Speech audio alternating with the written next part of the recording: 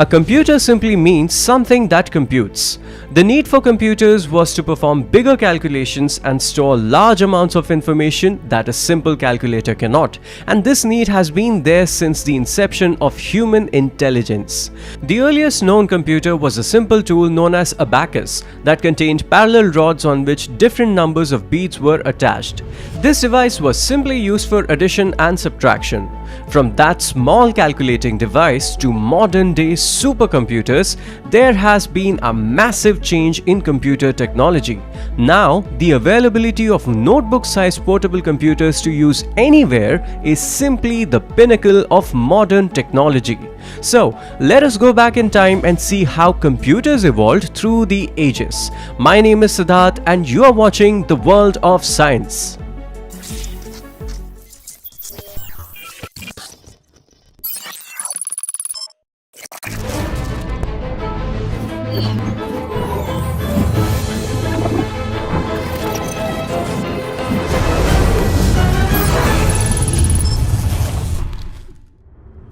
Some initial developments happened in Europe from the 16th to 17th century. In 1642, French scientist Blaise Pascal invented the mechanical machine capable of addition of bigger numbers with good efficiency, thereby establishing him as one of the first two inventors of mechanical calculators.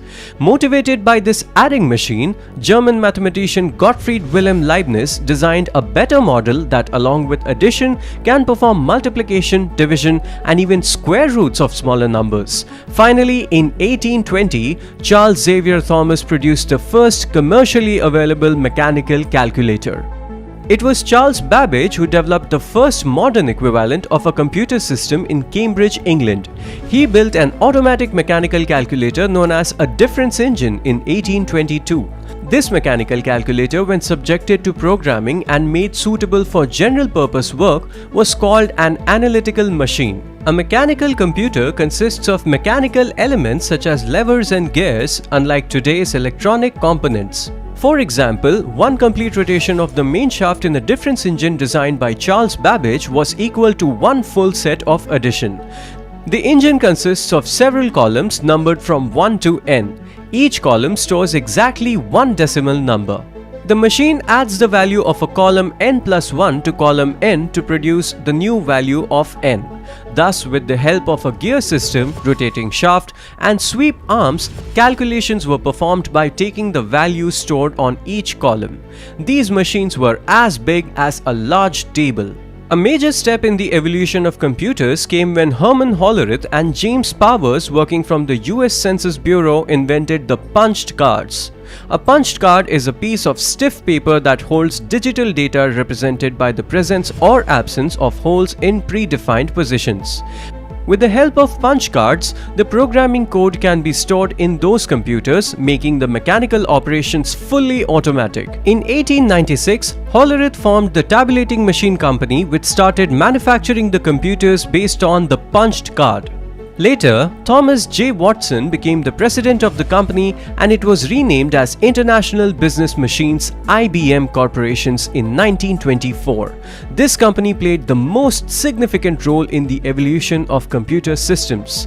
IBM produced the International Business Machines Automatic Sequence Control Calculator, or Howard Mark I, in 1944, and it was the very first information processing machine. It contained 765,000 wheels, 500 miles of wire, and a 51 feet long and 8 feet high panel. Each input data was entered through a punch card and output was recorded by an electric typewriter. This was the first attempt at an electromechanical analytical machine. Later, the first all-digital electronic computer was produced during World War II. Because of the heavy calculations required in building the nuclear weapon, a more efficient computing machine was required. In 1946, a new device, Electronic Numerical Integrator and Computer ENIAC was completed. It was a fully digital computer and used vacuum tubes for its functioning. It was 1,000 times faster than that of electromechanical computers, as ENIAC calculated a trajectory in 30 seconds that took a human 20 hours. One ENIAC could replace 2,400 humans. ENIAC was succeeded by EDVAC, that is Electronic Discrete Variable Automatic Computer, which has also a storage facility and can store a program for the automatic functioning of the computer. UNIVAC 1, that is Universal Automatic Computer, became the most popular digital machine of that time. It was produced by Eckert-Mauchly Computer Corporation in 1951. It also successfully predicted the presidential election of the USA in 1952, in which the result predicted Dwight Eisenhower's election victory over his opponent.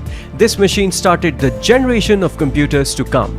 The first generation of computers is said to be the period between 1950 and 1959. Computers used vacuum tubes for logical operations to be performed and ring-shaped ferrite cores for memory storage. These computers were bulky and very expensive.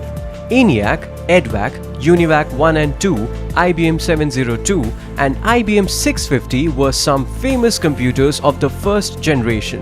The second generation computers from 1959 to 1969 used semiconductor digital elements and were faster and more reliable than the first generation.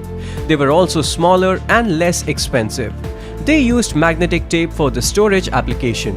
UNIVAC 3, Honeywell 400 and 800 were some popular new additions in the second generation. The third generation from 1969 to 1977 started with the use of integrated circuits (IC). This was the era of microprocessors. The ICs were invented in 1958, and since then, the small sizes and the ability to perform complex operations helped their usage in computers. It was possible to place hundreds of ICs in a tiny silicon chip. The sizes of computers were drastically reduced. IBM 360, 370, UNIVAC 1108, Honeywell 200 series were important members of this generation. With the availability of very large-scale integration (VLSI), that is a process to create an IC by combining millions of transistors in a single chip, the fourth generation of computers started in the 1980s. The circuit density was greatly increased, enabling the computers to perform multiple operations at a very efficient speed. They used semiconductors for the memory units. The prices were dropped, sizes were reduced, and this led to the introduction of personal computers for their use in schools, colleges, and government offices. IBM and Apple computers played a significant role in this new revolution. The introduction of Macintosh revolutionized the market of computers. It was the first successful desktop personal computer to have a graphical user interface, a built-in screen, and a mouse. Production of portable PCs started in the 80s itself. In 1981, Osborne 1 was released, which was a luggable computer but weighed 11 kilograms. Hewlett-Packard (HP) also started producing portables during that period. First laptops were produced in the 1980s with the flip form factor. Displays reached 640 by 480 resolutions in 1988, and by 1991, color screens were also attached to the portable computers. Thus, slowly, modern laptops came into being. Now, the fifth generation of computers is being started that incorporated a wide range of new processes such as artificial intelligence involving robotics and simulations. In this video, we covered a brief history of the evolution of computers. In the next video, we will discuss the future of computers and the next generations. So, what are your thoughts about the history of computers? Let us know in the comments. If you found this video interesting, please leave a thumbs up and share it with your friends. Check out the latest issue of our magazine Cosmos Now, which is India's first independent astronomy magazine. Link is in the description. Do follow us on Instagram for daily quality content that'll make you fall in love with science. Make sure you subscribe to the World of Science. Until next time, stay scientific.